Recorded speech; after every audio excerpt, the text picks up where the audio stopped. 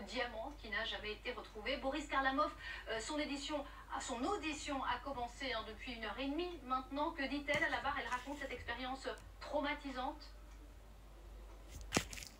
Oui, Kim Kardashian qui est revenue sur ces 7 minutes durant lesquelles elle a cru qu'elle allait mourir, sur sa séquestration, puis s'en est suivi son braquage. Kim Kardashian, tout de noir vêtu, s'est avancée à la barre. Elle a commencé par se présenter et puis elle a déclaré bien qu'elle a cru qu'elle allait mourir après que l'un des braqueurs ait braqué son arme sur elle. Kim Kardashian qui répond désormais à de nouvelles questions de la part du président de cette cour d'assises qui l'interroge sur ses souvenirs. Le président demande si les braqueurs lui ont parlé directement. La star américaine répond: il parlait fort en français. L'homme qui était le plus petit m'a parlé de la ring, cette bague de fiançailles qui avait été offerte par son ex-mari Kanye West.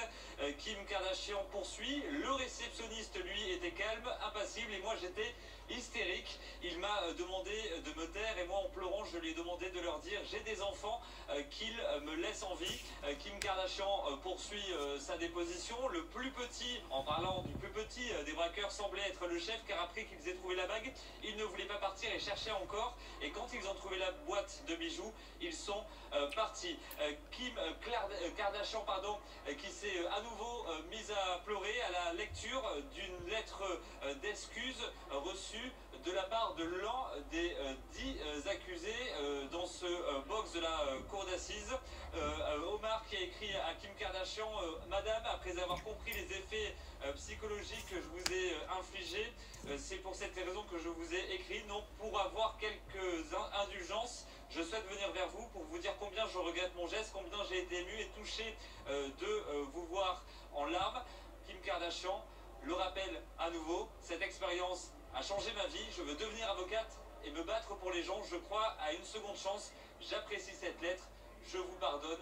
Kim Kardashian qui continue donc sa déposition face à cette cour d'assises.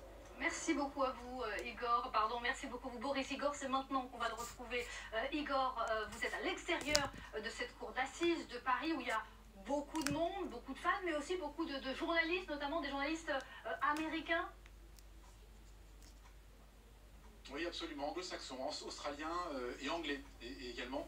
Je suis exactement derrière ce palais de justice. C'est par là qu'est arrivé Kim Kardashian tout à l'heure, en tout début d'après-midi, dans un convoi de 4 véhicules, avec au milieu un van tout noir de couleur de marque allemande.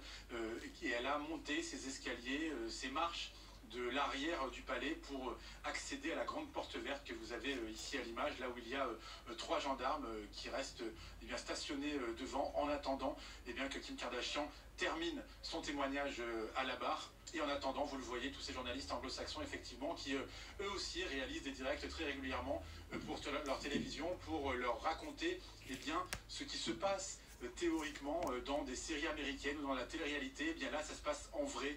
Kim Kardashian qui est à Paris pour raconter cette fameuse nuit du 2 au 3 octobre 2016, là où elle a été volée de plusieurs millions d'euros de bijoux. Et plusieurs journalistes m'expliquaient qu'effectivement c'était très compliqué d'imaginer que cela puisse être réel, cette femme qui accumule plusieurs centaines de millions de followers dans le monde entier.